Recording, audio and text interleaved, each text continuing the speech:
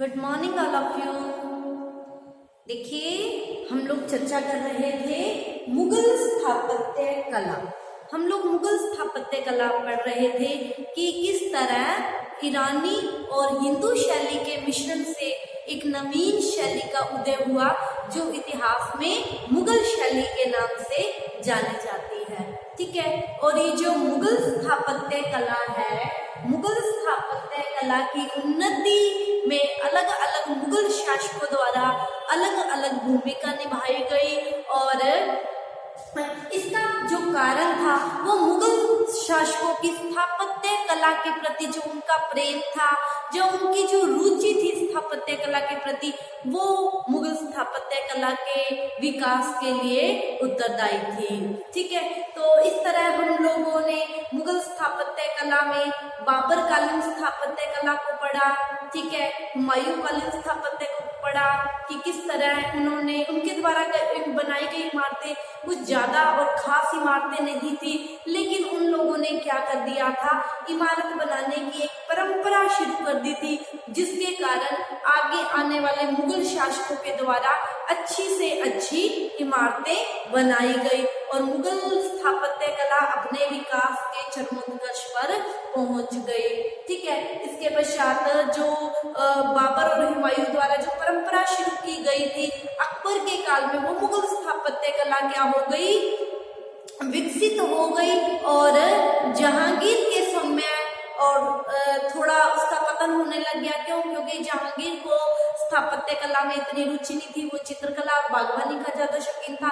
लेकिन शाहजहां के काल में ये मुगल स्थापत्य कला अपने उन्नति के शिखर पर पहुंच गई।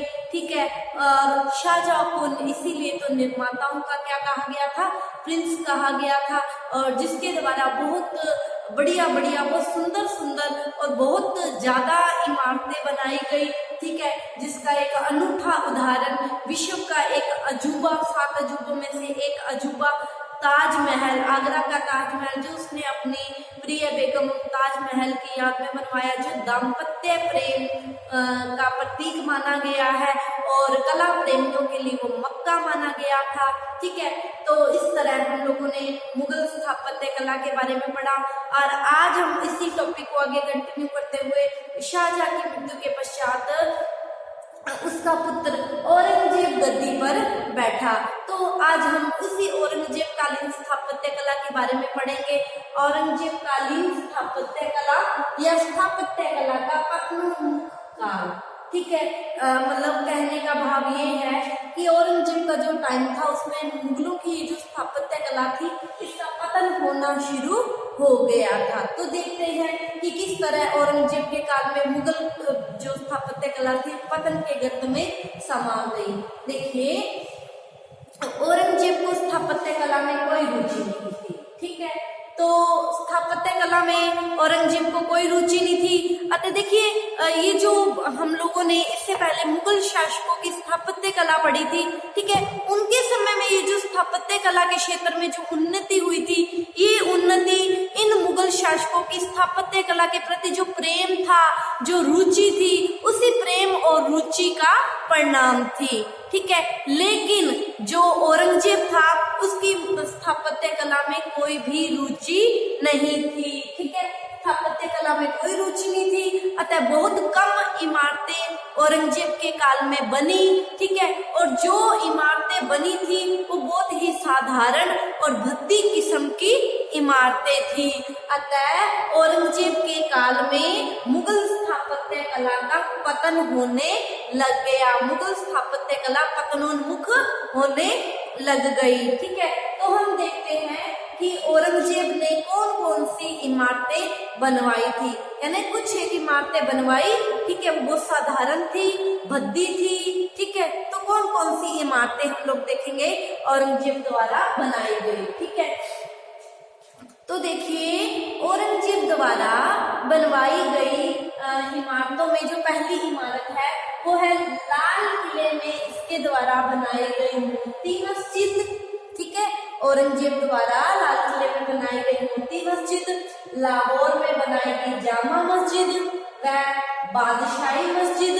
ठीक है, ये औरंगजेब द्वारा बनाई गई इमारतें हैं जो शिल्प कला की दृष्टि से क्या है, बहुत ही भद्दी इमारतें हैं। ठीक है, तो इसके अलावा अगर हम बात करते हैं तो औरंगजेब ने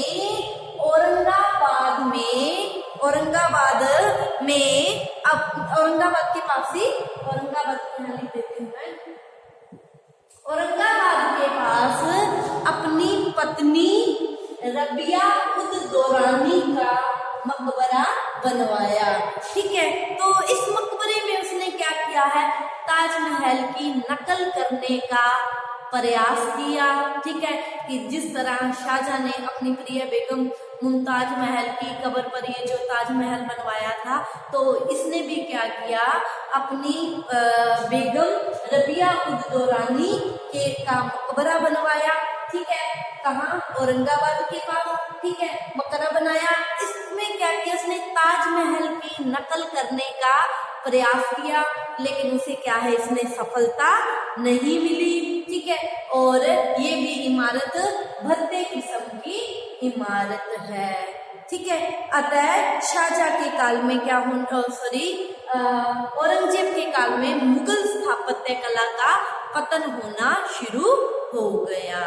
ठीक है, तो इस तरह औरंगजेब के द्वारा बनाई गई इमारतें हम लोगों ने पढ़ी। लाल किले में उसने मोती मस्जिद बनवाई, और लाहौर में जामा मस्जिद व बादशाही मस्जिद, औरंगाबाद के पास उसने अपनी प्रिय बेगम रबिया उद दौरानी का मकबरा बनवाया। ठीक है, तो ये हम लोगों ने औरंगजेब कालीन इमारतों के बारे में पढ़ा, जो बहुत ही भद्दी किस्म की साधारण सी इमारतें हैं। ठीक है, और औरंगजेब का जो काल था वो स्थापत्य कला का पतनोन्मुख काल था। स्थापत्य कला का क्या होने लग गया, पतन होने लग गया। क्यों? क्योंकि इसकी रुचि ज्यादातर किसमें थी, युद्धों में ज्यादा रुचि थी, अतः ध्यान नहीं दे सका। ठीक है, तो ये हम लोगों ने भिन्न भिन्न मुगल शासकों के द्वारा स्थापत्य कला की रुचि के बारे में पढ़ा। तो अब हम लोगों ने जो भिन्न भिन्न मुगल शासकों की स्थापत्य कला के बारे में पढ़ा, तो अब आज हम इस स्थापत्य कला का निष्कर्ष निकालेंगे कि जो मुगलों की स्थापत्य कला थी, इसके निष्कर्ष में हम लोग क्या कह सकते हैं। ठीक है, तो देखिए, औरंगजेब के समय मुगल स्थापत्य कला का क्या हो गया, पतन होने लग गया। ठीक है, और 18वीं शताब्दी तक आते आते ये मुगल स्थापत्य कला क्या हो गई, मृत प्राय हो गई, मर गई। मतलब किसी भी शासक ने, आने वाले किसी भी शासक ने कोई ऐसी इमारत नहीं बनाई। तो 18वीं शताब्दी के अंत में ये मुगल स्थापत्य कला क्या हो गई, मृत प्राय हो गई। ठीक है, तो हम कह सकते हैं कि मुगल स्थापत्य कला अकबर के शासक काल में विकसित होकर, विकसित तो वहीं से हुई थी, बाबर और हुमायूं ने तो क्या किया था, परंपरा शुरू कर दी थी इमारत बनाने की। ठीक है, तो अकबर के शासन काल में विकसित होकर शाहजहां के काल में अपनी उन्नति के शिखर पर पहुंच गई, और औरंगजेब के काल में पतनोन्मुख होती हुई आने वाले समय में क्या हो गई, पतन के गर्त में चली गई, या मृत प्राय हो गई, मर गई, खत्म हो गई। ठीक है, तो इस तरह जिस बाबर ने स्थापत्य कला की नींव डाली, औरंगजेब के काल में उसका क्या हो गया, पतन हो गया। ठीक है, तो इस तरह ये हम लोगों ने अलग अलग मुगल शासकों के द्वारा जो स्थापत्य कला में जो उनकी रुचि और रुझान के हिसाब से उन्होंने जो उन्नति करवाई उसके बारे में पढ़ा। तो ठीक है, आज का ये जो हमारा टॉपिक है मुगल स्थापत्य कला, ये टॉपिक यही समाप्त होता है। तो कल हम नई क्लास में